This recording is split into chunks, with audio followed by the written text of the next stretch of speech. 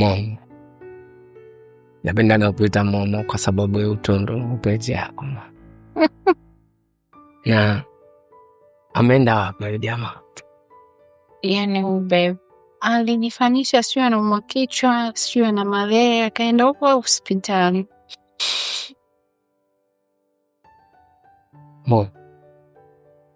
Najua mume wako naona unajua kabisa hapo na itego. Na nahisi mission yetu inakuwa complete kabisa. Nitaenjoy sana. Yaani baby. Ni muzi. Yaani anajifanya nijua kuliko hata mimi ninapojijua. Yaani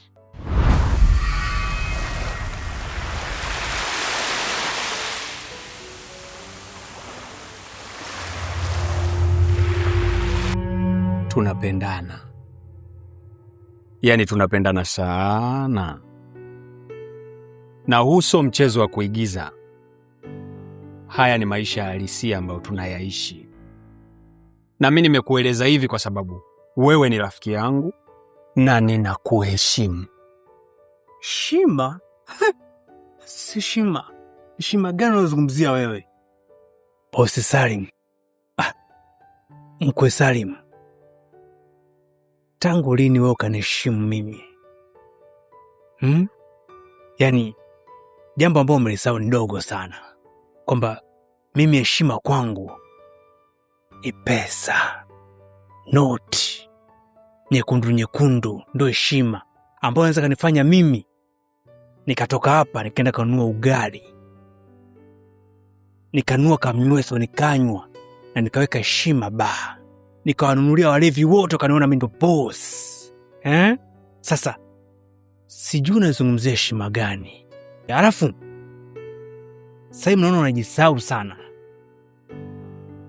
Umesahau kwamba baba zenu nyinyi wote ni maadui wakubwa, yani paka na panya.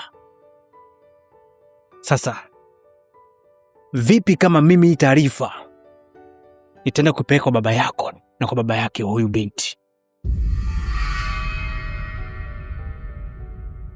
Naomba turahisishe mambo na tufanye yaishi. Wewe ulikuwa unataka kitu gani ambacho kitafanya haya ulioyaona hapa yaishie hapa njia panda? Ewa, hayo sasa ndo maneno ambayo mimi nitarajia kuyasikia kutoka kwa bosi wangu Salim. Wanajiita Salim Bey.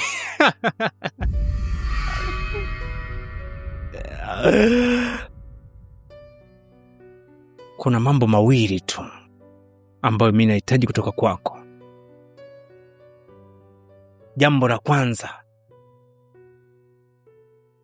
pale ofisini garage mabosi ni nyinyi wawili, yani Salim pamoja na Ruta.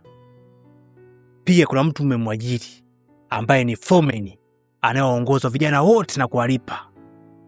Sasa ile nafasi ya foreman nataka nipewe mimi,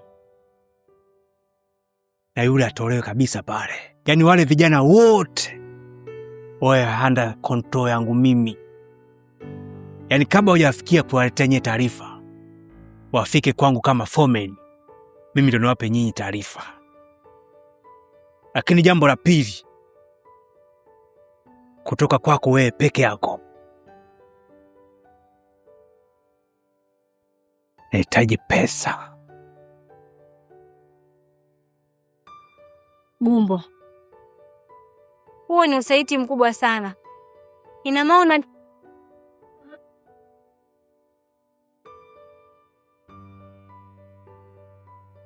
sikiliza, hadithi kati yangu mimi na wewe bado inaendelea.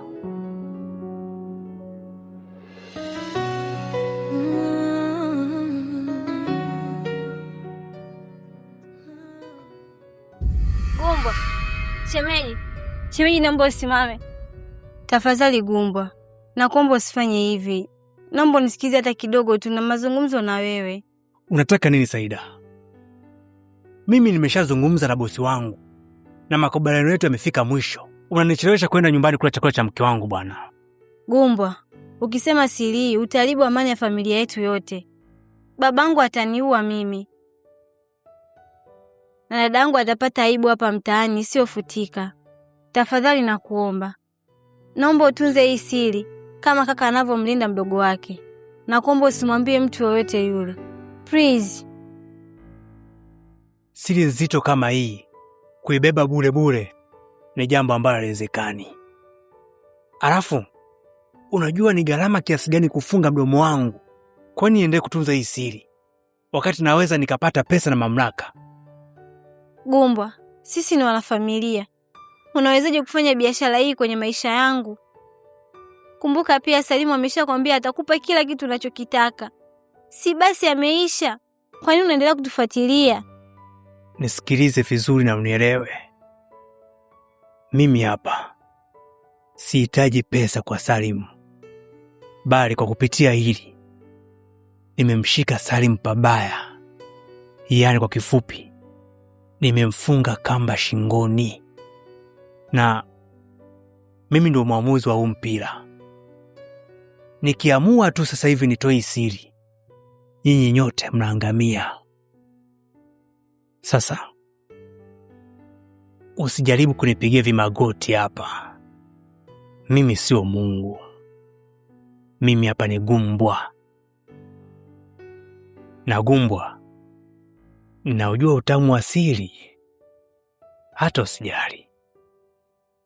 Huna moyo wa binadamu hata kidogo. Unawezaje kuwa mkatili kiasi hichi kwa shemeji yako? Siri ni kama barafu, huwa inaenda na kuyeyuka kwenye jua kali. Sasa siri yako naitunza hapa kwa sababu siri ni tamu sana. Shemeji.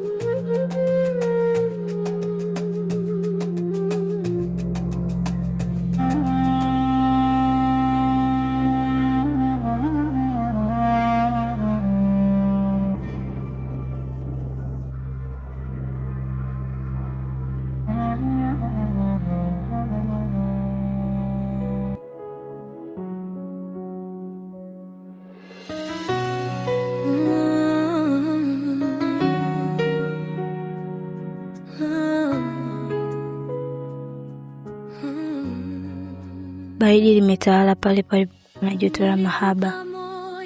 Ufalme wangu unawindwa. Na mimi nimebaki yatima wa hisia, nikisubiri mkono wa kunusuru katika sumu hii ya upweke inayonikaribia kila wakati. Najua kwa sasa kila neno la faraja linaweza kuonekana kama kelele, lakini kumbuka kuwa hata barafu nzito kabisa hushindwa na jua la kesho. Ruhusu moyo wako ulie. Ruhusu huzuni ipite, kwani hiyo ndiyo njia pekee ya kuanza kupona.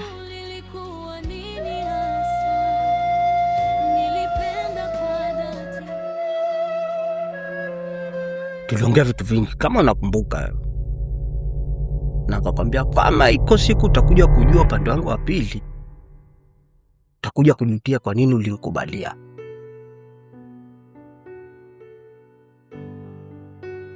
Na sitaki nje kuonesha upande wangu wa pili hata siku na hiyo. Hata siku na moja. Kuna kitu ambacho nakisikia kwa mtaani kinaongeleka, lakini sijatilia maanani. Ila nataka nijue kwako.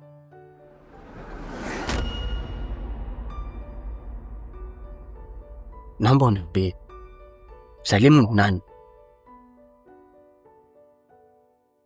Na waga kukutana nao nafanya naye kitu gani? Na kwa nini ukutana naye? Mwagama, Salim ni kama kaka yangu tu. Sina mazoea naye mengine yoyote yale.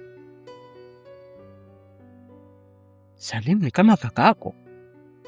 Mmezaliwa tumbo moja? Na kama mjazaliwa tumbo moja, kwa nini ukaa naye? Hapana, ila ni kaka tu wa mtaani. Ndio nimezoea kumuita kaka. Na wala sina mazoea naye yoyote yale. Ni kaka wa mtaani?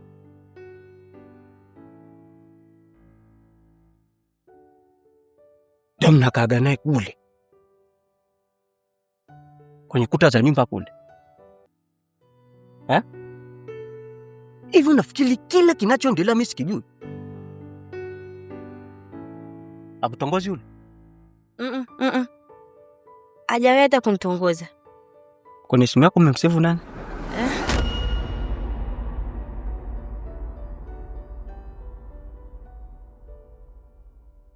Jina ulomsave kwenye simu nani?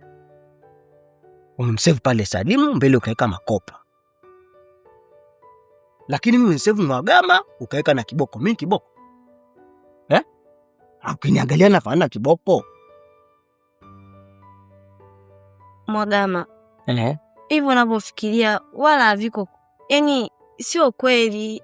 Kwamba sio kweli kwamba hujasave Kiboko? Mimi niliweka kwenye neno Kiboko. Yaani Kiboko ya kwako, Kiboko jina mnyama.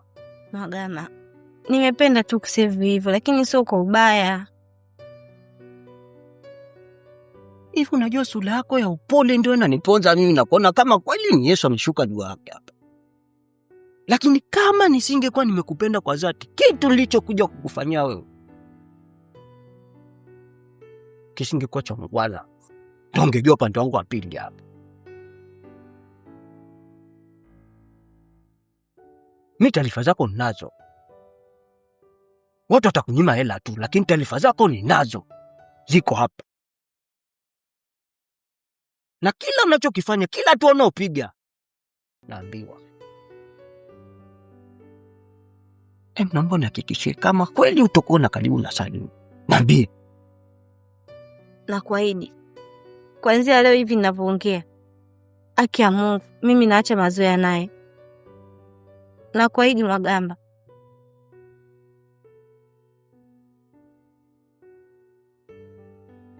Mimi nivusu lale hapa mimi ndali hapa. Ana hapo ndekea huko atakuweke. Nivusu yangu.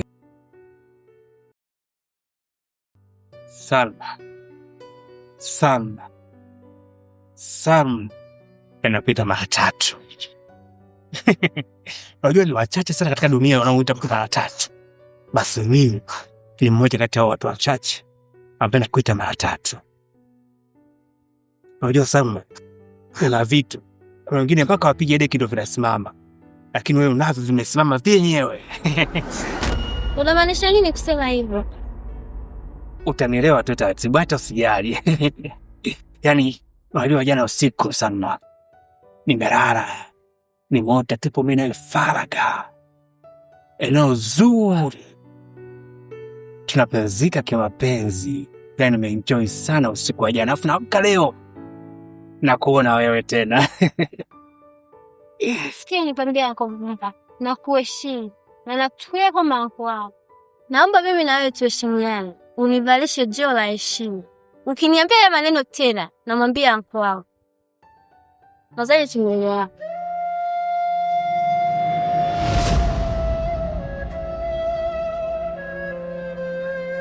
Momo.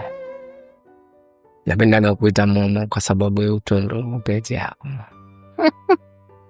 Ya ameenda wapi jamaa? Yaani babe, alijifanyisha sio anaumwa kichwa, sio na malaria, akaenda huko hospitali. Mo. Najua mume wako. Na anajua kabisa hapa na itebo. Na nahisi mission yetu inakuwa complete kabisa. Nitaenjoy sana. Yaani baby, Ananimuzi. Yaani ananifanya anijua kuliko hata mimi ninapojijua. Yaani basi tu, yaani namuomba Mungu nikilala niamke nilifute taa limekufa. Hivi simani. Mimi na wewe tu enjoy. Babe, Waswahili wanasema sio kila anayechuchumaa anajisaidia mwili. Na sione kobe limeinamishwa kilichojua linatunga sheria. Unajua mimi napenda siku moja nalala kwenye kitanda cha mume wako, nakula sahani uko nalia mume wako. Na unajua yeye mwenyewe amekaa huko ajui kama mtu wake wa karibu, rafiki yake wa damu.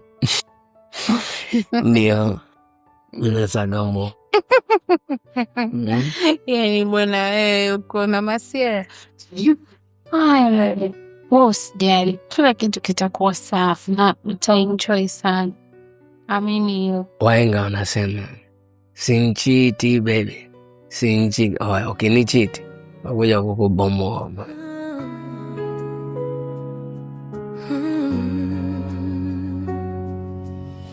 Nilikupa moyo wangu wote bila kipimo, nikawa kivuli chako kila ulipohitaji mwongozo. Sara, punguza makasiriko basi.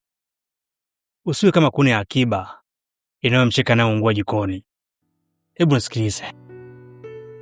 Unajua kuna siku utakuja kujua kwamba maneno yangu ambayo nakwambia yana uzito kiasi gani. Tena yatakuwa na uzito zaidi ya chuma ambacho nakijua wewe. Nisikilize.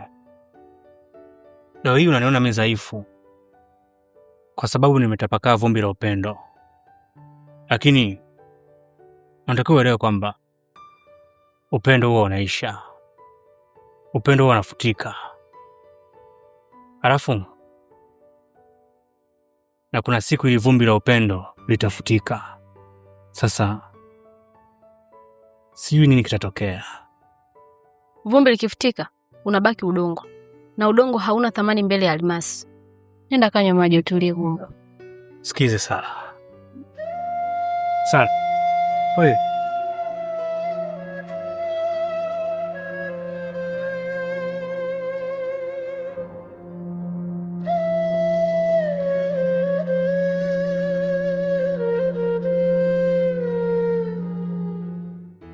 Sara rafiki yangu, samahani kwa kuja nyumbani kwako muda huu.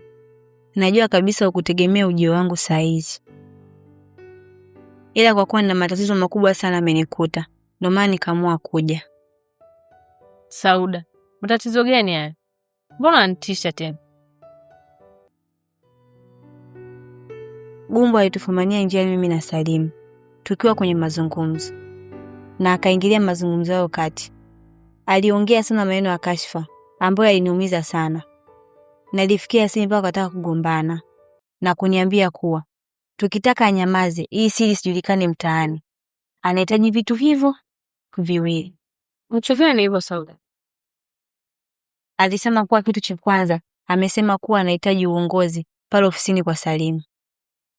Na kitu kingine, anahitaji pesa kwa ajili ya kunyamazisha mdomo wake. Wewe Sauda. Na nyinyi mmeamwaje? Salimu amwambia kuwa hivi atampa chochote kile anachokihitaji ili tu anyamaze. Rafiki yangu, hili swala haliwezekani kabisa. Mbona Gumbo ni mtoto mdogo sana? Niamini mimi tunamudu. Nitakupa njia.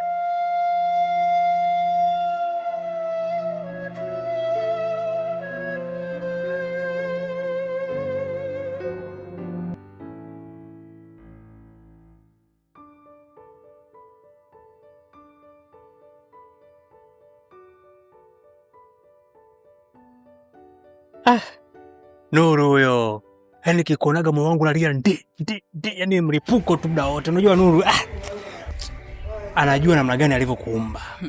Yaani kila kitu amekupendelea, kila sema ameweka mahali pake. Yaani kwenye hapa ameweka mahali pake pamesimama kweli. Yaani huko yaani vile yaani wewe bonge la mwanamke yani wewe. Za siku. Salama tu, habari yako? Nzuri, jambo mkeo. Nuru. Mbona unauliza vitu kwenye habari ya watu? Nazi kuuliza vitu kwenye habari ya watu Nuru. Hebu sikize Nuru. Tangu umeondoka mtaa, umepoteza rangi yake kabisa. Alafu huyo mwanamke unayemuulizia kwangu kwa anaishi kama pambo tu. Roho yangu yote, akili yangu, ubongo, mpaka hisia zote zilikuwa juu yako. Nuru, unajua na kushangaa sana. Yaani umepoteza huruma. Umepoteza upendo ule wa awali ambao ulikuwa nao. Nuru, tafadhali nakuomba, usiniangalie kwa macho matatu. Niangalie kwa jicho moja tu. Moja Nuru, la huruma. Huruma? Gumbwa. Mimi sio Nuru ya miaka miwili iliyopita. Naomba hilo unielewe. Na hayo machupachucho uliyozungumza hapa ni pamoja na lile jicho la tatu ambalo linaona jinsi unavyopoteza muda kijiweni badala ya kujenga maisha. Nuru, umeninukuu vibaya. Unajua Nuru, tangu umeondoka sikukaa kizembe. Huwezi amini. Nilipata kazi garage. Nuru, nimekuwa fundi mzuri kinyama nyama. Yaani mabosi wote pale wananiamini mimi. Yaani kila mtu akija kutengeneza gari lake pale anasema Gumbwa. Peka kwa Gumbwa. Yaani we Nuru, acha tu. Alafu Nuru, nikwambie kitu kimoja. Maisha yanajengwa. Lakini mjengo pasipo fundi sanifu ni sasa na gofu tu Nuru. Taa yangu. Huyu unayemsemea sasa hivi nilie naye. Uwezi amini Nuru, ameshindwa hata kupiga deki hisia zangu. Yaani kiufupi anifai. Mimi nitamani tuwe pamoja, tupae huko angani mimi nawe kama ndege vile. Unajua ndo malaika mamangu. Yaani eti Nuru wangu, nilikupa moyo wangu wote bila kipimo, nikawa kivuli chako kila ulipohitaji mwongozo. Salim Bey, siku hizi unanikwepa sana na simu zangu upokee. Yaani mimi nikukwepe wewe? Nishindwe kupokea simu za mchumba wangu, tena mchumba wangu mzuri? Nadhani unanijua. Mimi ubavu chuma, ubavu mwanaume mashine. Sikia, ujue hapa sio sehemu sahihi. Na wala hakuna usalama wowote. Na kama unavyomjua Katoto yule mimi ni mdogo wangu kabisa. Akija kujua haya mahusiano yangu mimi na wewe, tutakosa pa kuweka sura zetu kwenye mtaa. Katoto. Huyo binti ni mnafiki sana. Anajifanya kulinda wewe shemeji yake, lakini moyoni ana siri nzito sana. Alafu unamhofia sana. Yeye anahofu kwako ya nini? Mimi sitaki kujua yeye anahofia nini. Lakini mimi ninachohitaji kutoka kwako, ama kitu kikubwa ambacho nitaposisitizia, ni kuhakikisha mahusiano yangu mimi na wewe tuyafanye secret. Yaani tuyafiche. Unanielewa? Yakija yakatambulika kwenye mtaa, hiyo itakuwa ni hatari kati yangu mimi na wewe. Emsikia? Emfanya ondoka kwa mimi basi. Nena basi.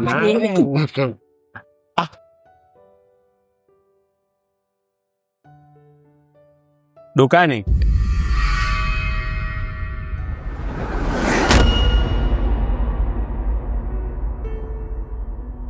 Woko Beo, unawezaje kuingia ndani kwangu bila hata hodi? Unahisi mimi ndani kwako?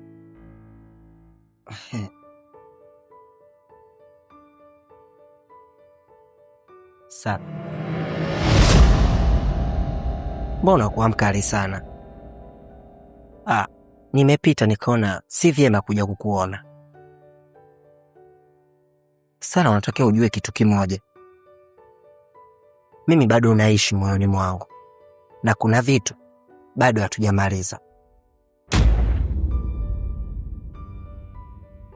Ni vitu gani hivyo unavyoviongelea? Hakuna kilichobaki kati ya mimi na wewe zaidi ya majivu. Ulikuwa mpenzi wangu wa zamani. Elewa neno zamani. Haiwezi kaa ikajirudia tena, Kobelo. Sikuhitaji. Sijui unanielewa? Usijisaulishe hilo. Sara, wewe mimi ni wako wangu. Wako wangu mimi peke yangu kabisa Kobelo. Na utotoka machoni mwangu wala utotoka kwenye moyo wangu. Bado unaishi mamangu. Kinachoniumiza moyo, bora ningetambua kosa langu ni lipi. Lakini nimeachwa katika dimbwi zito sana na sijui nitajiokoa vipi. Sijui kosa langu. Ghafla mwenzangu umekuja tu, uhitaji kuwa na mimi. Hata wewe pia fanya ndo mimi. Huyo mtu ambaye unampenda unaweza kumsusa kwa haraka haraka kweli? Sala, mimi siamini kwamba ulikuja kwa nia ya kuchezea hisia zangu wala kuchezea moyo wako. Nakupenda. Bado nakuhitaji sana. Kwako nitabaki tu kwa msumbufu siku zote. Moyo wangu wote bila kipimo, nikawa kivuli chako kila ulipohitaji mwongozo. Lakini kwako nilikuwa kama si kitu. Unachelewa sana katoto. Siku zote kazi ya damu haihitaji kusuasua, ni vitendo tu. Limba, punguza sauti. Kuta hizi zina masikio. Utaka kila mtu ajue tunachofanya. Katoto, mimi kumuua mtu sio tatizo langu. Ile tatizo langu ni wepesi wa mfuko wako. Lakini dau likaa sawa. Utamani kesho ili jua itakuwa ni historia kwake kuliona. Sawa, mimi nimeshakuelewa. Nakutumia ile la kwenye simu. Maana hapa sikuja na cash. Naomba tena. Tunazingua bana. Inageuza kwenye simu hizi na katoto. Bwana hivyo, atuaminiana. Sija na cash, msalaje. Nipe namba nikitokea Yesu tunaweza lazima kumamreshia la. Okay, andika. Lakini kumbuka na kutolea pia. Na ya pili pia utatuma na kutolea, si ndio? Sawa, nipe namba. 06 82 16 hiyo hapo tutakuwa tunapiga. Angalia mpare. Hayo ndo mambo, boge la dada. Nichekeke. Pala kazi yangu nilizotoma. Tukimaliza kazi yangu tufanye, nitakumaliza mama. Unaelewa? Hata siwazi. Hapo bado umefanya mambo. Wow, bonge la dada. Kifua kime, nyuma kumu. Hamna sema mambo umefeli.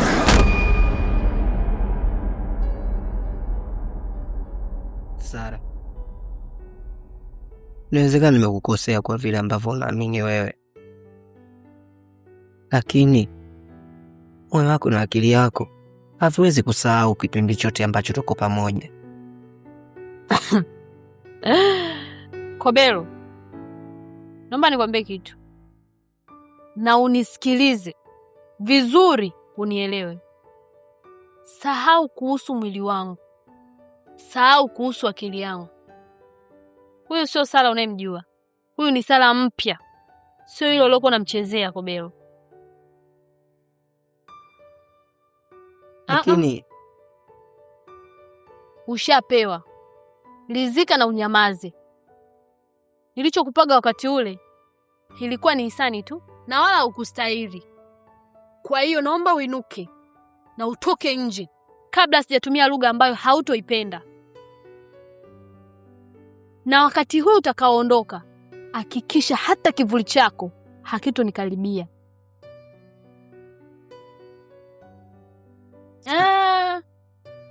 Toka nje.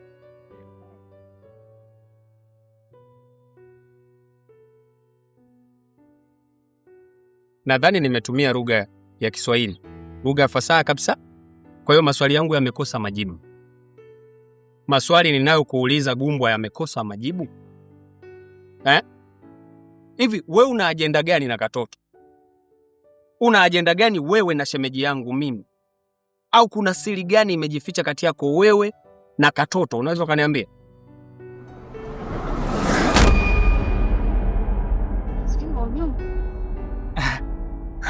Bosi, unajua mimi na katoto Kwanza sisi ni familia. Alafu pia katoto hakuna kitu anachopenda kama kufurahi. Hivyo mimi nakujaga pale nyumbani kwako ili nimfurahishe katoto, sababu anapenda sana kucheka cheka. Ni mimi pale kana cheka cheka mbezi na furahi, sababu najua pesa naichekesha familia. Kwa hiyo wewe umeshindwa kumfurahisha mke wako. Kwa hiyo umeshakaa na mke wako umemfurahisha vya kutosha, unaona uje umfurahishe na katoto. Unajua mimi nakuona sana wewe. Kwangu umeshageuza kama banda la video. Unaingia na kutoka. Unaingia na kutoka. Gumbwa. Gumbwa. I'm watching you. I'm watching you. Na Waswahili walisema kwamba kila mchuma janga atakula na wakwao. I'm watching you.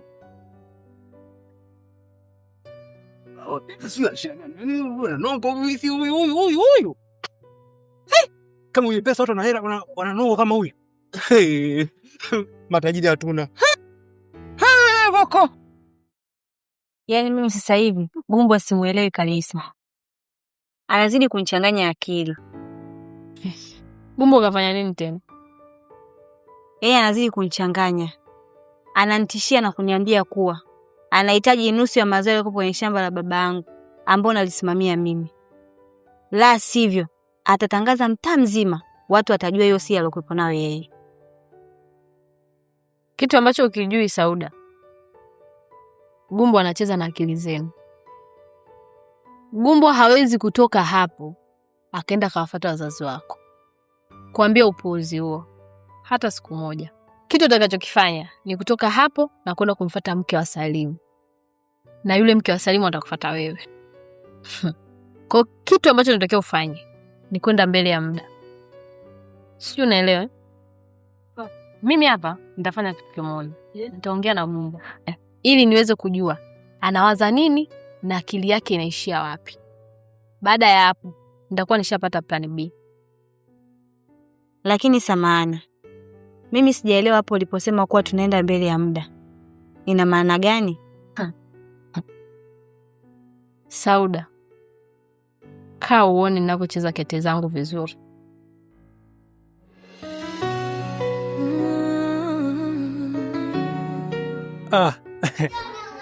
Dada wa taifa. Habari yako? Fresh ni aje? Safi. Naona upo mitaani kufanya ufukunyuku. Mange kimambe. Ndugu yangu, hebu acha maneno mengi, niambie. Mimi napita tu hapa. Yeye anafurahi kukuona, lakini unajua Salimu anadhani ana kila kitu kwa sababu ya pesa alizonazo. Lakini jambo la kumnyatia mke wangu lazima ndio kulivipia.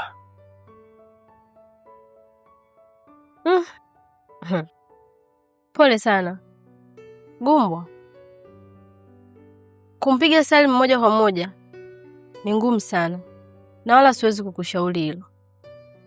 Ila kumtumia Saida kwenye hilo itakusaidia sana na itakupa nguvu mpya. Saida ni mpenzi wa Mwagama. Ni rahisi tu kumtumia. Lakini mbona kama unamkingia kifua Saida? Au unaogopa nikienda kumfuatilia nitajua siri zako zote? Ai, hebu acha kunifurahisha basi. Mimi ninachofia siri gani? Na sina siri yoyote ambayo naweza ikavuja. Sio hivyo. Ila mimi nataka tu haki itendeke. Usimuumize Saida, ila mtumie kwa ajili ya mpango wako. Itakusaidia na pia utamfunza adabu.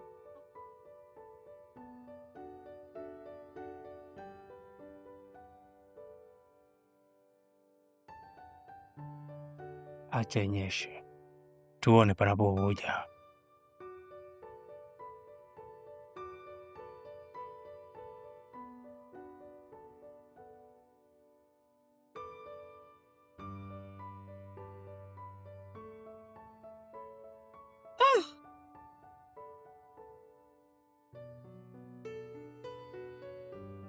Nikia uliacha pale pale. Kwa ule pilipili. Kama ulinekea sawa, lakini kama uliacha pale pale yule ni mzurubishi. Wewe mwanangu Mwagama mnafiki sana wewe. Yaani mimi mwanangu nikioga na kahera kidogo tu lazima nikuswampe wewe. Twende wote pamoja kwa mama muuza mpaka tunakunywa mpaka asubuhi.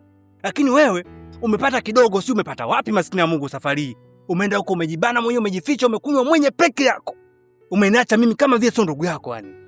Yaani mimi hamna kitu kinachoniumizaga moyo kama kumuona mwenzangu ameelewa afu mimi sijaelewa. Yaani hapa nakaukiwa, hapa naumia.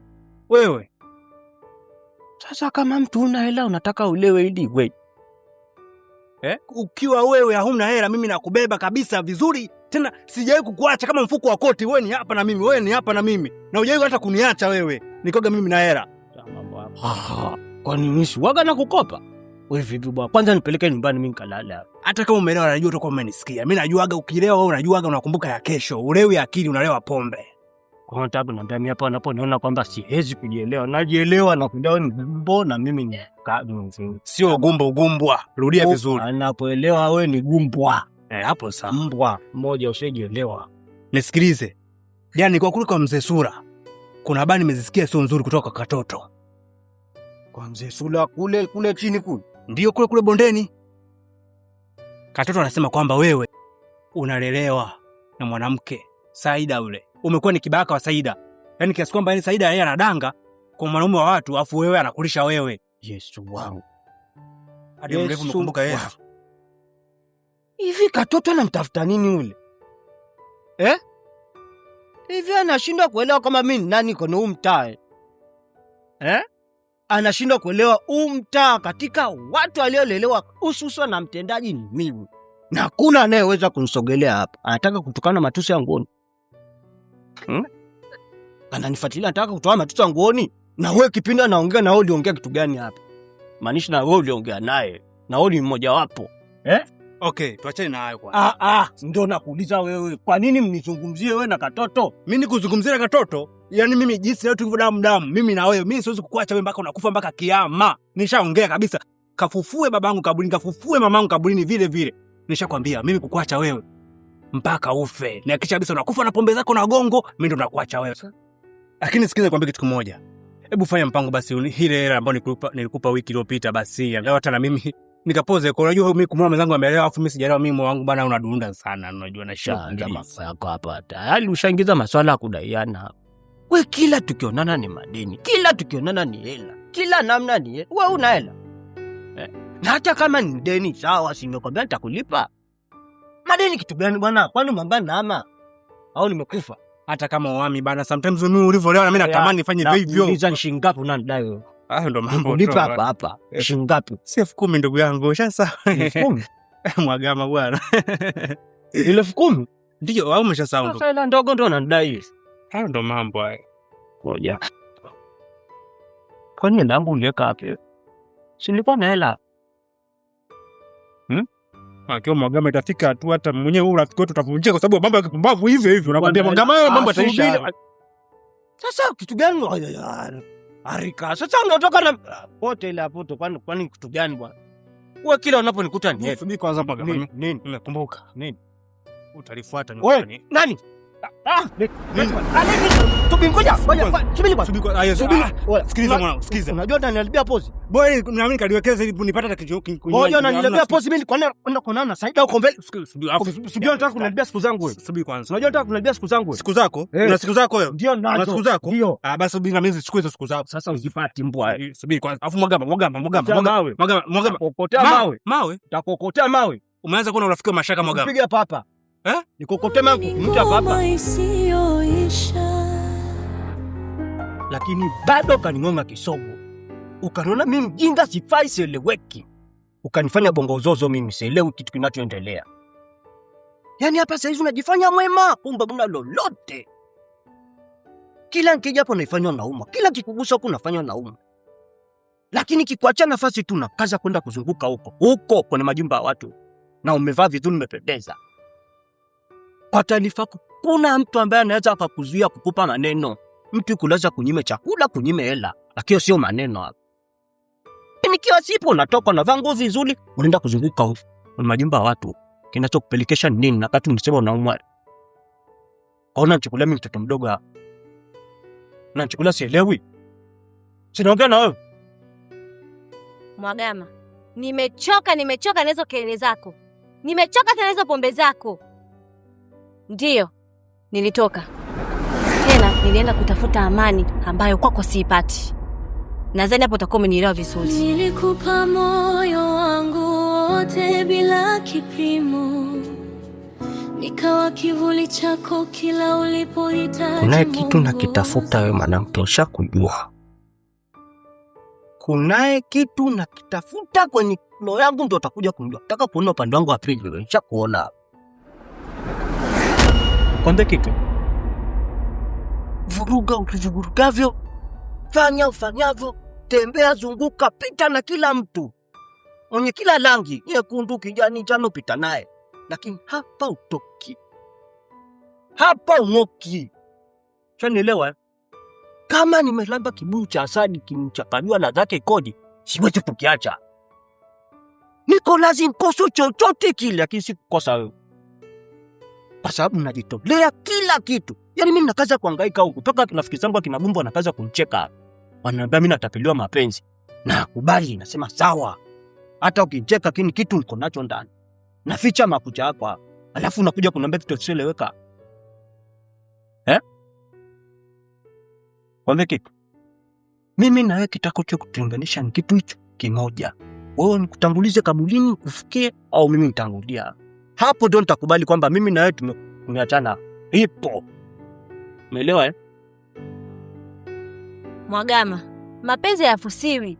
Si unaacha na maisha yangu. Kelele. Maisha gani nataka yafu?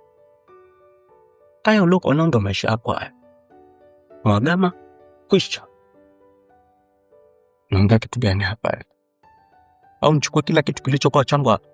Niondoke nacho nikuache chumba cheupe? Sema. Sema sio utamka hapo uone kama sijafunyiwa hapa kila kitu hapa. Nikakuacha kama ulivyo. Kwani una kitu chochote hapa? Sabuni, mswaki, kila kitu, hata dawa za mswaki si mimi ndo nakununulia. Hata hiyo chupi ulovaa hapo ni ya kwangu. Na najua nimenunua shilingi ngapi. Wewe unajua nimenunua shilingi ngapi? Unajua nimeacha vitu vigani kununua nikakopesha hizo chupi? Au unajua kama mpaka leo nadaiwa na Muha. Unakaza kunihangaisha kila siku. Nadai laki sijalipa bado. Hata uchungu hujaniisha kulipa hiyo chupi. Unakaza kuongea hapa tuachane kuna. Naongea kitu gani wewe? Mtu na madeni chungu mzima nadaiwa hapa kwa ajili yako. Najitolea. Unataka ndiye mbwayo? Unataka ndiye mdocho chochote kwa ajili yako? Kilio cha roho akijifichi.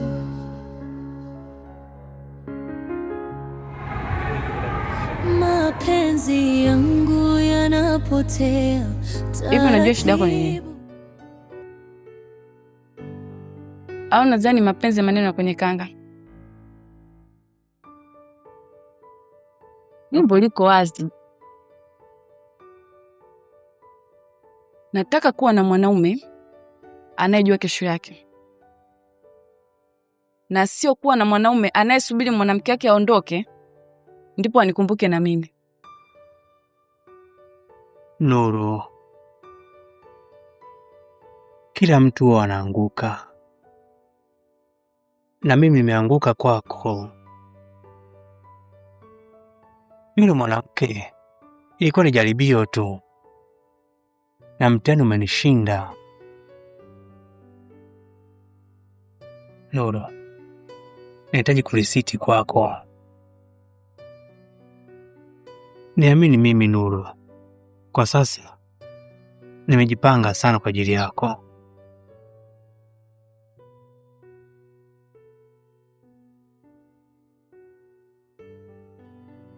Ukijipanga utaacha stori za mtaani na ukatafuta kazi ya kueleweka na ukabadilika.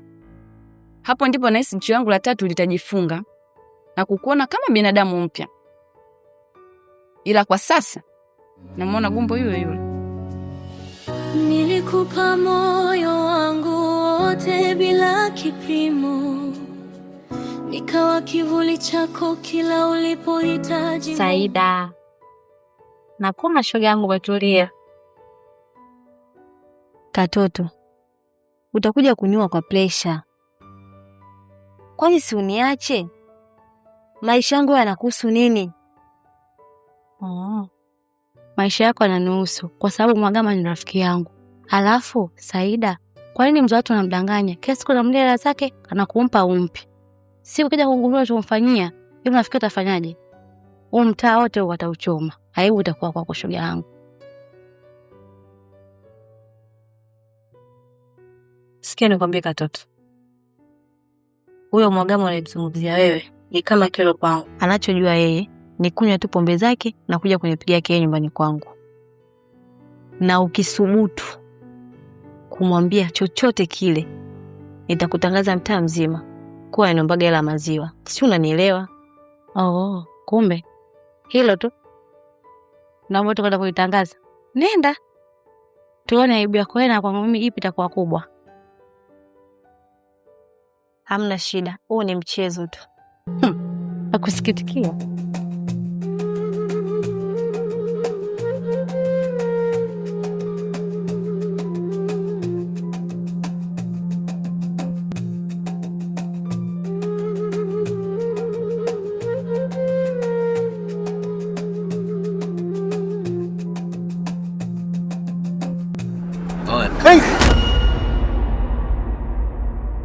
Bosi, mbona mimi nakuheshimu vizuri tu?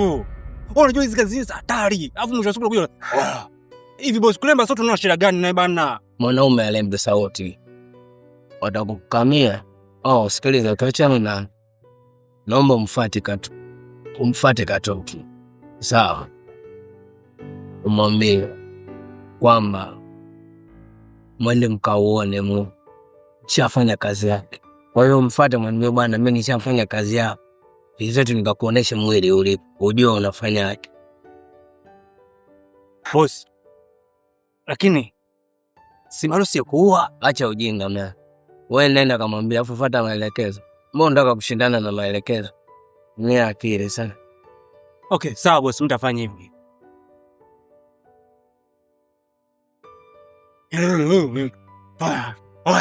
Ni sauti mingine inatutisha kazi yenyewe ngumu hizo, mtu akipata mambo ya masera kwa mambo ya watu. Au mambo mengine sio. Mimi mwenyewe muoga vile vile.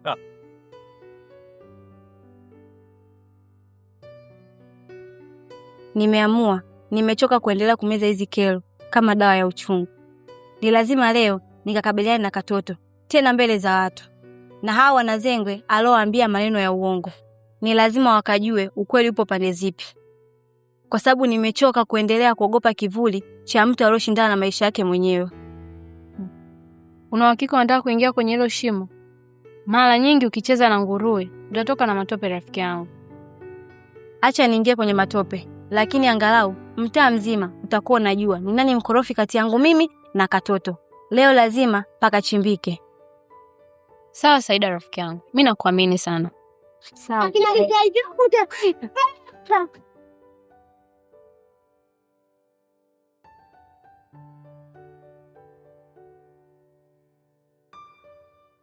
Saida, chumbangu mzuri. Bado hujalala mpaka muda huu? Samahani sana Salimu. Nimejitahidi kwenye kila namna kufumba macho, lakini nimeshindwa. Na nimejifunika bishuka, lakini bado mapigo ya moyo wangu yanaenda kasi sana. Na moyo wangu unaniambia kuwa unahitaji kitu kimoja tu. Unakuhitaji wewe.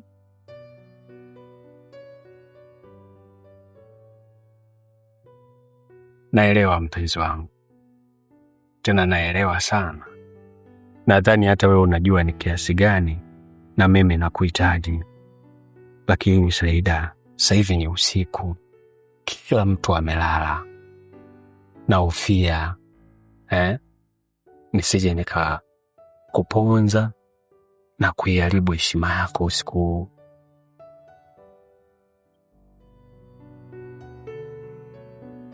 Heshima ina maana kwenye upendo wangu. Nateseka sana Salimu juu yako. Tazama usiku ni usiku wetu. Natamani sana mapigo yangu yakimbizane na mapigo yako. Usiniache peke yangu kwenye msongo wa mawazo kama huu.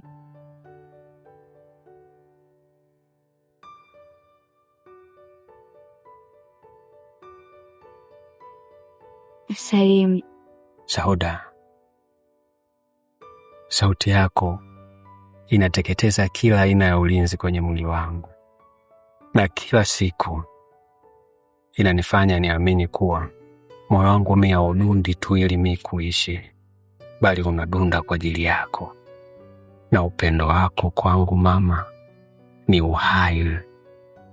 Siwezi kuwaza maisha yangu bila kuona tabasamu lako.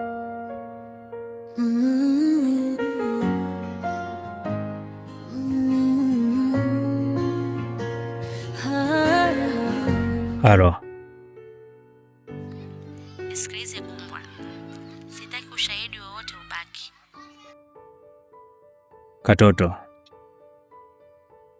nilikwambia tangu mapema, kale nikapanya kadogo kabisa, hata kakuhitaji sumu. Kazi yako imeshaisha. Naomba utume kama tulivyoahidiana, na kama uamini, nipo tayari kukupeleka ukajione mwenyewe. Kama nakishatoweka hakuna atakayeweza kutenganisha siri yangu mimi na Salim. Tumeelewana? Nahitaji pesa yangu sasa hivi.